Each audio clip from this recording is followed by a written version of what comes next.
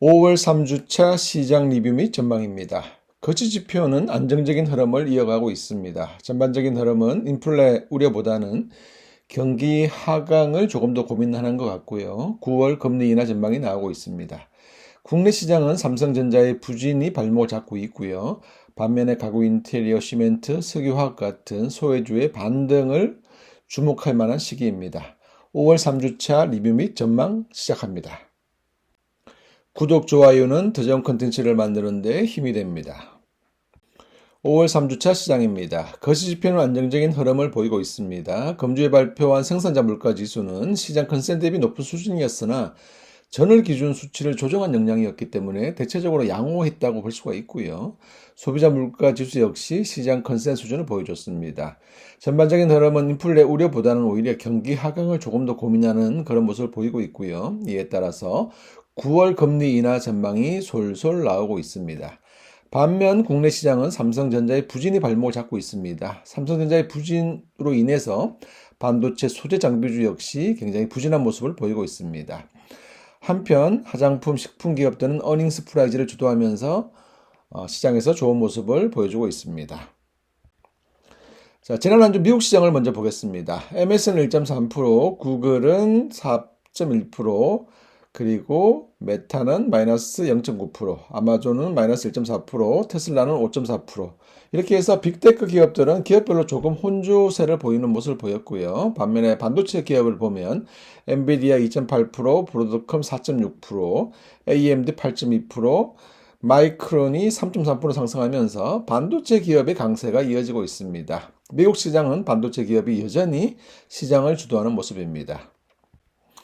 자, 필라델피아 반도체 지수를 보겠습니다. 지난 3개월의 추이이고요. 반도체 지수가 지속적으로 상승하고 있습니다. 엔비디아가 이제 천비디아에 성큼 다가가고 있고요. 22일에 실적 발표하는 시점을 주목하고 있습니다. 이번에 그 실적이 다시 컨센을 상회한다면 지난 3월에 이 고점을 돌파할 개연성이 높다. 전체적으로 그런 생각을 갖고 있습니다.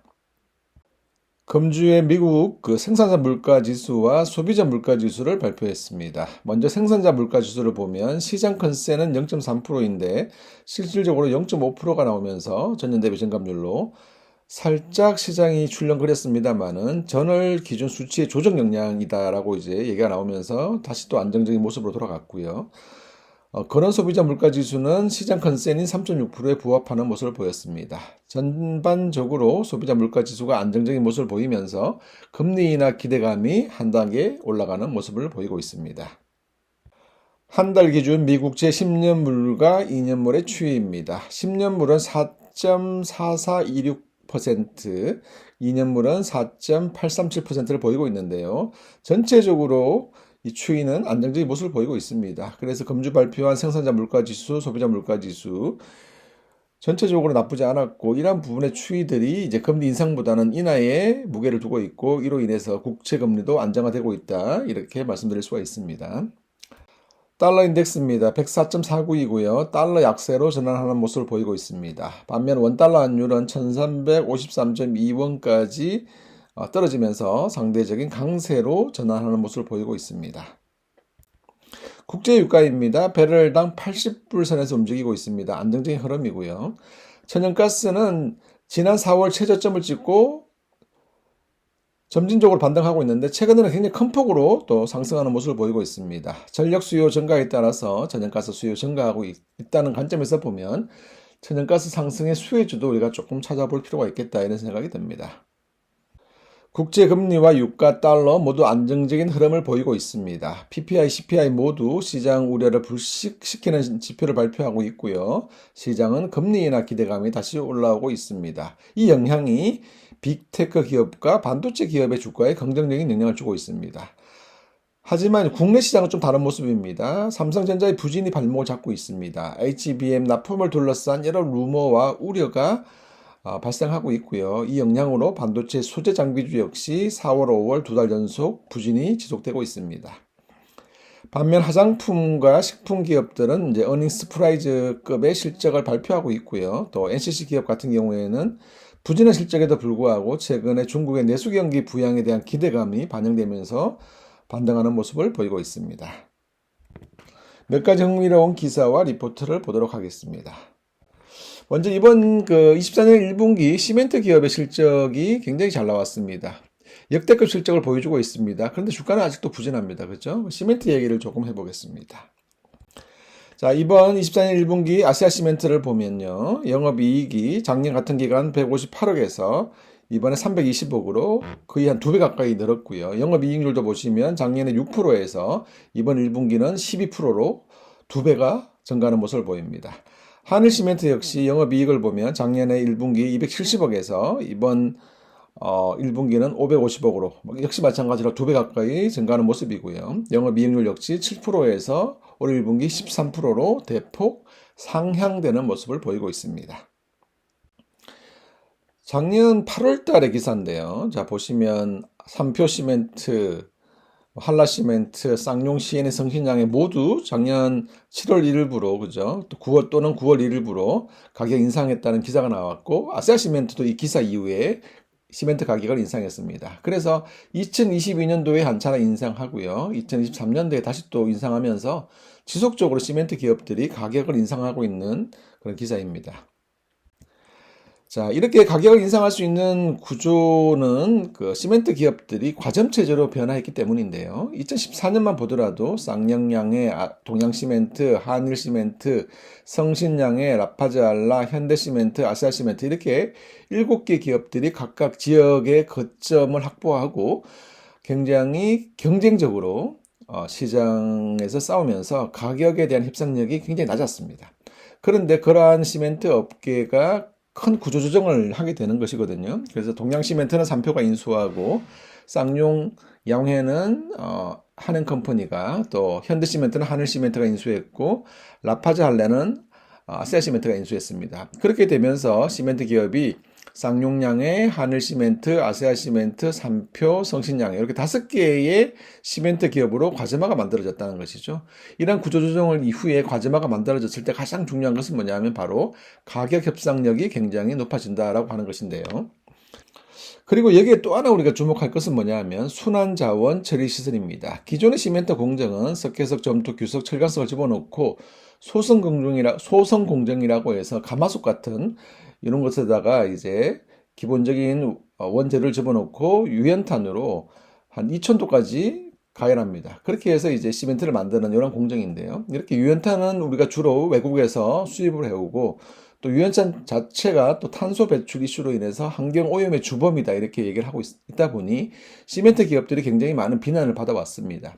그런데 시멘트 기업들이 이제 몇 년 전부터 순환자원 처리 시설을 만들어 놓고 이제 유연탄 대신에 폐타이어, 폐합성수지, 재생유 같은 대체 자원을 활용하게 된 것이죠. 그렇게 되니까 일석삼조의 효과가 있습니다. 첫 번째는 폐타이어, 폐합성수지를 돈을 받고 사오니까 하나의 비즈니스 모델이 되는 것이고요. 두 번째는 유연탄 대신에 사용하게 되니까 유연탄에서 발생하는 환경오염 이런 문제로부터 자유로울 수 있는 것이고요. 세 번째는 2000도까지 올라갔던 열이 이제 350도까지 떨어질 때 이 열원을 해소해서 폐열 발전 설비를 가동하면서 전력 생산해서 이게 또 하나의 비즈니스 모델이 되는 겁니다. 이렇게 이제 시멘트 기업들이 원가 절감과 새로운 비즈니스 차원에서 순환자원 처리 시설을 활용하고 있다. 이것도 말씀을 드리고요. 자, 지난 2016년부터 최근까지의 시멘트 가격, 유연탄 가격, 레미콘, 모래 가격을 추이를 본 것인데요. 흥미로운 것은 2016년부터 2019년까지는 이렇게 유연탄 가격이 올라가더라도 원료로 사용되는 유연탄 가격이 올라가더라도 시멘트 가격을 못 올렸습니다. 그때만 해도 협상력이 낮았기 때문에. 그런데 그 이후에 이렇게 유연탄 가격이 올라가게 되니까 자연스럽게 시멘트 가격을 올리게 되는 것이죠. 그리고 2021년 지나면서 22년 지나면서부터 유연탄 가격이 떨어짐에도 불구하고 오히려 시멘트 단가는 계속 올리는 이런 모습을 보이고 있다는 겁니다. 그만큼 협상력이 높아지고 있다는 것이죠. 가격에 대한 협상력. 자, 시멘트 관련해서 원료로 사용되는 유연탄은 가격이 그죠? 최근에 또 하락하고 있거든요. 그럼에도 불구하고 왜 시멘트 가격을 계속 올리고 있느냐? 산업용 전기요금입니다. 원가 20% 차지하는데 얘가 계속 올라가고 있거든요. 그렇게 되니까 원가의 부담이 여전히 있다. 이렇게 이제 시멘트 기업들이 주장하고 있는 것이고 시멘트 단가를 계속 올리고 있는 이런 추이를 보이고 있습니다. 자, 그런데 이렇게 시멘트 단가 올리고 역대급의 실적을 발표함에도 불구하고 시멘트 기업들의 주가는 부진합니다. 왜 이렇게 부진할까요? 여기에 대한 얘기를 한번 해봐야 될 것 같고, 또 쌍용 CN이 대장 시멘트 기업인데 이제 최근에 상장을 또 폐지했습니다. 한행컴퍼니가 상장을 폐지해버렸죠. 자, 왜 이렇게 시멘트 기업이 부진하냐 하면 전방 산업인 건설의 부진에 영향을 주고 있는 겁니다. 최근에 보시면 건설 수주액을 보시면 2022년까지는 그래도 나름 괜찮았는데 2022년 말부터 지속적으로 부진한 모습을 보이고 있습니다. 이 부진이 발목을 잡고 있는 것이고요. 이 오른쪽 그림 보시면 이렇게 건설 수주액이 증가하게 되면 1년의 텀을 두고 철근의 생산량도 증가하고 시멘트의 생산량도 증가합니다. 반면에 건설 수주액이 부진하기 시작하면 철근의 생산량도 부진하고 시멘트의 출하, 다시 말하면 생산량도 부진한 것이거든요. 그러니까 지금의 고민은 뭐냐 하면 전체적으로 P에 있어서는 가격 협상력이 높아지고 있으나 Q의 문제에 있어서 전방 산업인 건설의 부진이 후방 산업인 철강이나 시멘트에 영향을 주고 있다. 이렇게 말씀드릴 수 있는 겁니다. 이 사항을 정리해 보겠습니다. 건설 건자재 업종 전반에 대해서 한번 얘기를 해보면 이런 업종을 볼 때는 이제 PQC가 굉장히 중요하다는 것이죠. P는 주택의 분양가, Q는 주택의 공급 물량, C는 건자재 가격을 얘기하는 것인데 이 세 가지 다 굉장히 지금 어려운 시기를 지나고 있는 겁니다. P의 개선을 보려면 금리와 미분양의 방향이 중요하고 Q의 개선은 결국 건설 수주액과 인허가 착공이 중요한 것이고요. C에 대한 개선은 시멘트 철근 가격이 중요한 것인데요. 이 어느 것 하나 건설 건자재 입장에서는 만만치 않은 그런 모습을 보이고 있는 것이고 특히 건설의 부진은 Q의 부진으로 연결된다는 것이죠. 그리고 정부의 부동산 정책 방향도 굉장히 중요한데 어쨌든 공급 확대 정책이라고 하는 이 기조는 우리 긍정적으로 볼 수 있습니다만은 실질적으로 이게 공급 확대로 지금 이어지고 있는 그런 모습은 보이지 못하고 있다. 이제 이런 모습입니다. 이러다 보니 전방산업 건설의 부진이 시멘트 기업의 주가의 발목을 잡고 있는 이제 이런 모습을 보이고 있고요. 하지만 이러한 어려운 상황에도 불구하고 시멘트 기업들의 실적은 역대급 실적을 보여주고 있다. 다시 말하면 Q의 부진을 P의 인상으로 대응하고 있다. 이렇게 볼 수 있는 것이고 건설 쪽에 어떤 조금씩 좀 좋아지는 시그널이 만약에 보여준다면 가장 주목을 받을 수 있는 실적 관점에서 그러한 부분들은 이제 시멘트 기업이 아닐까 이런 생각을 가지고 있고요. 이 관점에서 계속 관심을 가지고 볼만하다 이렇게 말씀을 드립니다. 또 하나 기사를 보겠습니다. 이번에는 이제 중국 얘기를 좀 해보면요. 중국의 4월 소매 판매가 2.3% 증가했고 산업 생산이 6.7% 증가했다. 전체적으로 산업 수출 고용 지표가 양호한 모습을 보이고 있다. 이런 기사가 나왔습니다. 자, 이 기사는 중국의 소매 판매 2.3%는 시장 컨센 대비해서 좀 낮은 수준이라고 얘기를 하고요. 산업 생산 6.7%는 시장 컨센을 상회한다고 합니다. 계속 문제는 뭐냐 하면 중국의 부동산 경기 침체는 여전히 이어지고 있다고 하는 것인데요. 이를 제외하고 산업, 수출, 고용 지표는 일정 수준 개선되고 있다 이런 얘기가 나오고 있습니다. 우리 국내에 있는 석유화학이라든가 철강 같은 경기 민감주는 중국이 굉장히 중요하단 말이죠. 이 관점에서 중국의 이러한 지표들을 계속 볼 필요가 있겠다 이렇게 말씀을 드립니다. 삼성전자 관련 기사입니다. HBM 공급 루머 관련해서 여러 가지 얘기들이 나오고 있습니다. 한쪽에서는 납품을 할 것이다. 또 한쪽에서는 납품이 어렵다. 이런 기사들이 계속 나오고 있는 그런 시기입니다. 삼성전자의 HBM 납품이 계속 이슈가 되고 있습니다. 삼성전자가 공식적으로 확인해 주지 않는 한 사실 어느 누구도 정확하게 상황을 파악하기는 어렵습니다. 중요한 것은 이러한 썰들이 시장에 불확실성을 준다는 것이고요. 삼성전자가 앞으로 계속 이제 호실적을 발표할 것인데 그럼에도 불구하고 HBM 기술력에 대한 주도권 이에 대해서 시장의 우려는 지속될 수밖에 없는 그런 개연성이 있는 겁니다. 한편 삼성전자가 엔비디아로 HBM을 납품하는 순간 삼성전자의 주가뿐만 아니라 코스피 지수도 굉장히 급등할 거라는 것은 너무 당연한 얘기이고요. 이렇게 되면 지수 3천도 넘어갈 수 있겠죠, 그죠? 그런데 시장은 불확실성에 있고 안개 속에 있다. 이게 이제 가장 큰 고민인 그런 시기입니다. 자, 이번에는 전기차 뉴스를 한번 보겠습니다. 중국의 전기차에 관련해서 바이든 정부가 100% 관세 인상을 이제 결정했습니다. 그죠? 뭐 당장 실행하는 것은 아닙니다. 어쨌든 전기차에 대한 관세를 기존의 25%에서 100%로 인상했다. 이런 기사가 나오고 있습니다. 자, 사실 이제 이 부분은 바이든 정부가 올 11월에 대선용 카드를 날리고 있는 것이죠. 일종의 트럼프를 견제하는 그런 뉴스가 되는 것인데요. 중국산 전기차뿐만 아니라 철강과 알루미늄에 대해서도 25% 관세, 반도체와 태양 전지에 대해서도 50% 관세 인상을 결정했습니다. 당장 파급 효과가 높지 않더라도 이러한 정책 기조는 국내 2차 전지 기업들 입장에서는 이제 수혜가 될 수 있는 그런 포인트이기 때문에 우리가 관심을 가지고 볼 필요가 있겠다 이렇게 말씀을 드리고요. 다만 이제 중국의 보복 관세가 어떻게 될지 이런 것들은 또 일정 부분 이제 불확실성이 있을 수 있다 이렇게 말씀드립니다. 자, 국내 시장 전망을 한번 해보겠습니다. 첫 번째, 국내 시장은 아쉬운 흐름을 이어가고 있는데요. 특히 삼성전자의 부진이 뼈아픈 시기입니다. 반도체 수요 장비주 역시 3월의 상승분을 대부분 토해내면서 큰 폭 조정을 받는 시기입니다. 불확실성이 발목을 잡고 있는 반도체이고요. 당분간 쉽지 않은 흐름을 전망할 수밖에 없는 그런 시기입니다. 자, 이번 1분기에 변압기 기업은 상당히 좋은 실적을 발표했고요. 수주 잔고 역시 1에서 2년치를 확보하고 있습니다. 꾸준히 좋은 흐름을 기대할 수 있는 그런 업종이라고 생각이 들고요. 또 최근에 천연가스 가격이 큰 폭 상승하고 있기 때문에 가스나 에너지 같은 유틸리티 기업들도 관심을 가지고 볼만한 흐름이 이어지고 있다 이렇게 생각하고 있습니다. 시멘트 기업 역시 1분기 실적은 주목할 만한 모습입니다. 1분기가 전통적인 비수기임에도 불구하고 어닝 서프라이즈를 보여줬고요. Q의 부진에도 불구하고 P의 인상으로 호실적을 보여주고 있습니다. 가구 인테리어 기업 역시 시장 컨센을 상회하는 실적을 보여줬죠. B2C는 좀 아직 부진하지만 B2B 부분이 굉장히 좋은 모습을 보였고 또 판관비 관리 강화로 전체적으로 양호한 실적을 보여주고 있습니다. 제가 지난 몇 주 동안 꾸준히 언급해 온 것과 같이 화장품, 식품 기업들은 수출 금액 증가와 환율 상승 영향으로 1분기 호실적을 보이고 있습니다. 식품 기업은 국제고물 가격의 또 하락 영향, 또 내식 수요 증가 이런 것들이 긍정적인 환경을 만들어주고 있는 것이고요. 화장품 기업은 중국인 입국자 수의 증가와 면세점 매출의 점진적인 회복에 대한 기대감까지 반영되고 있는 그런 모습입니다.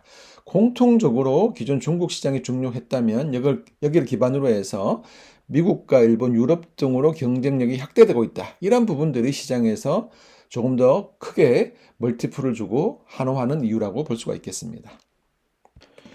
석유화학 기업은 5월 중반을 지나면서 조금씩 반등하고 있습니다. 적자가 지속되고 있는데요. 업황 사이클의 바닥은 사실 작년부터 충분히 지나고 있는 그런 시기입니다.